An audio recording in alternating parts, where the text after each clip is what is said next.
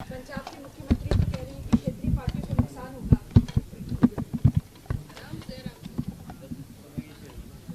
आज मुझे ये बड़ी खुशी है कि हमारी श्रीमती आज शुभारंभ हुआ है। जो हमारे हस्तशिल्पी हैं, उन हस्तशिल्पियों की जो कला है, वो कला का प्रदर्शन आज इस एक छत के नीचे से वो हो रहा है। आज इसका उद्घाटन हुआ है।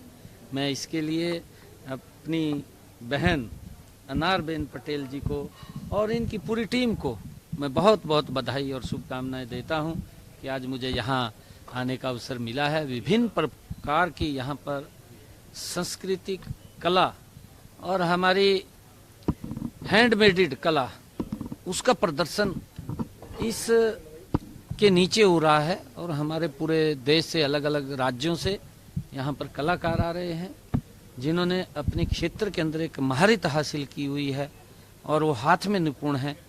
और इन्होंने इस संस्था के माध्यम से 75,000 लोगों को कौशल में निपुण करके उनको पैरों पे खड़ा करने का जो काम किया है, वो स्वागत योग्य है। मैं इनको बहुत बहुत बधाई देता हूँ।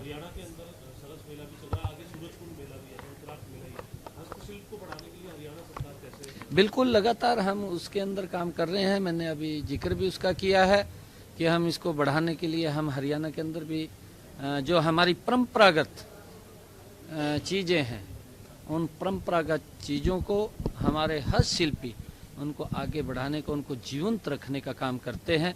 हमारे बड़े कार्यक्रम जो हरियाणा के अंदर होते हैं, चाहे वो सूरज कुंड का मेला हो, उसके अंदर पूरे देश विदेश से लोग आकर के हस्तशिल्पी वहाँ पर आकर के अपनी अपनी प्रदर्शनी के माध्यम से वो लगाने का काम करते हैं। और इसी प्रकार से जो कुरुक्षेत्र के अंदर सरस मेला चल रहा है, जो लगातार 28 तारीख से लेकर के वो 15-16 तारीख तक वो वहाँ पर रहता है, उसके बीच के अंदर भी पूरे देश से लोग आकर के उसमें अपनी प्रदर्शनी लगाते हैं और अपने अपने कार्यों को वो लोगों के बीच में प्रदर्शित करने का काम करते हैं। मैं सभी को बधाई भी देता हूं और इसका बड़ा लाभ मिलता है, क्योंकि हमारी पारंपरिक, हमारी प्राचीनतम जो संस्कृति है, उसको हाथों में संजोए हुए हमारे ये हस्तशिल्पी वो रखते हैं, जिसके ऊपर हमें गर्व भी होता है और गौरव भी होता है कि हमारी वो संस्कृति है। मैं उनको बहुत बधाई देता हूँ, शुभकामनाएं देता हूँ।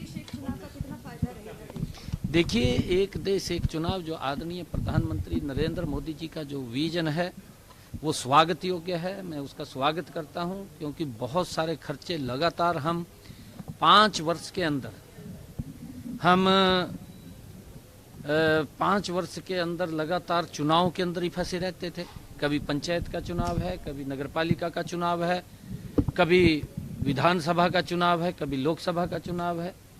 इन्हीं चुनाव के अंदर हम लगे रहते थे। पैसा बहुत ज़्यादा खर्च होता था और पैसा तो खर्च होता था, परंतु पैसे के साथ साथ ज़्यादा समय का भी वेस्टेज होता था। हम विकास उस गति से नहीं कर पाते थे जिस गति से देश के अंदर हम विकास करना चाहते हैं, देश को आगे बढ़ाना चाहते हैं। क्योंकि आचार संहिता लग जाती थी, आचार संहिता के कारण विकास कार्य ठप हो जाते थे, रुक जाते थे, उस गति से विकास नहीं होता था। जो आदरणीय प्रधानमंत्री जी ने ये निर्णय किया है, ये स्वागत योग्य है और इसका मैं स्वागत करता हूँ। आदरणीय प्रधानमंत्री जी और उनकी पूरी टीम को बहुत बधाई देता हूँ कि उन्होंने 1 नेशन 1 इलेक्शन को जो मंजूरी दी है, इसका आम जन को तो लाभ मिलेगा।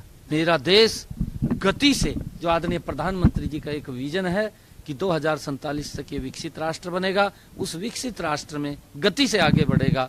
ये मैं आदरणीय प्रधानमंत्री जी को बहुत बधाई देता हूँ। हमारी पूर्ण तैयारी है, हमारी पूर्ण तैयारी है। जहाँ जहाँ सिंबल पे हम लड़ते हैं, वहाँ सिंबल पे लड़ेंगे। जहाँ पर हम सिंबल पे नहीं लड़ते, वहाँ सिंबल पे नहीं लड़ेंगे। वो हमारा पार्टी बैठ करके तय करती है कि कहाँ हमने सिंबल पर लड़ना है, कहाँ सिंबल पर नहीं लड़ना है। पार्टी के हमारे उच्च अधिकारी हैं, हमारी पार्टी के जो बड़े अधिकारी हैं, वो सब बैठते हैं, बैठ करके निर्णय करते हैं। उस निर्णय जो भी होगा, उस निर्णय को हम आगे बढ़ाएंगे।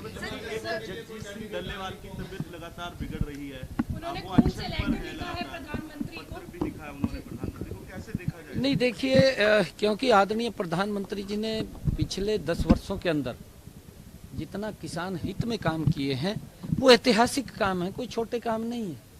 और क्योंकि उनकी भी पीड़ा जायज है कि हम ये बात कहना चाहते हैं कि सभी सरकारों ने, क्योंकि पंजाब के अंदर भी सरकार है, कांग्रेस की भी सरकारें हैं, कांग्रेस की सरकारें भी ये निर्णय करें कि हम किसानों को मजबूत करें।